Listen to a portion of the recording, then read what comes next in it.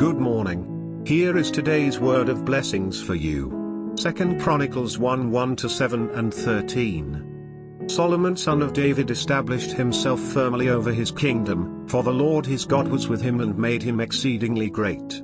Then Solomon spoke to all Israel, to the commanders of thousands and commanders of hundreds, to the judges and to all the leaders in Israel, the heads of families, and Solomon and the whole assembly went to the high place at Gibeon, for God's tent of meeting was there, which Moses the Lord's servant had made in the wilderness.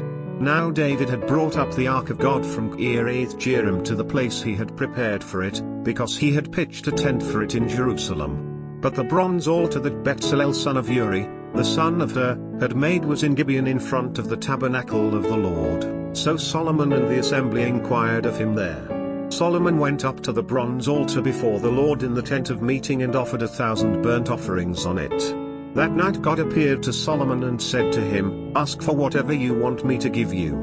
Then Solomon went to Jerusalem from the high place at Gibeon, from before the tent of meeting. And he reigned over Israel. Today's title is From Tabernacle to Temple. One of the most common problems of human society is generational conflict. It seems that there have been always conflicts between one generation and another. Sometimes it is not quite so noticeable. Other times the conflicts are very serious.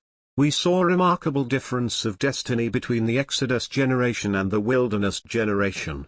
Bible also notices the critical difference between the generation that conquered the promised land with Joshua and the generation that did not know about the war.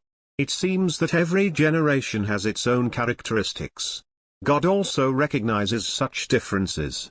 But as much as there are differences between generations, there are much more in common between generations.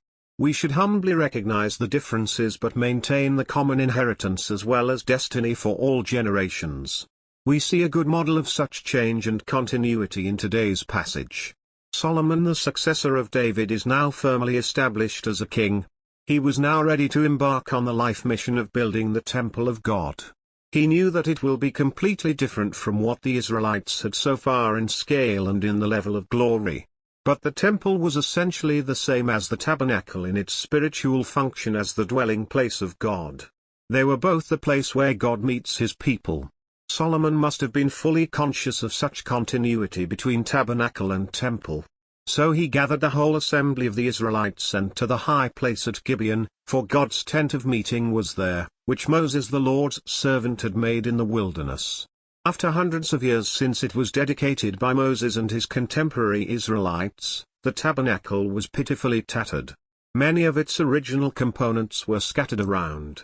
David already secured the ark, which was the most important symbol of God's presence in the city of David.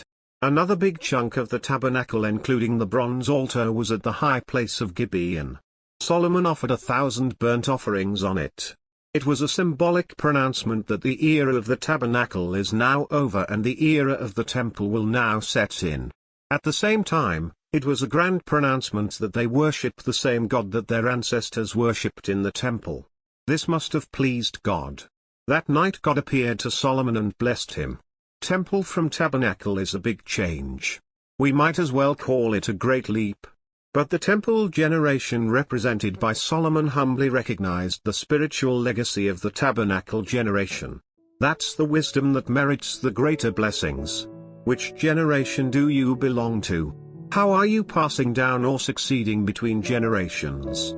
Are you doing it in a way that would draw a greater blessing upon you and your descendants?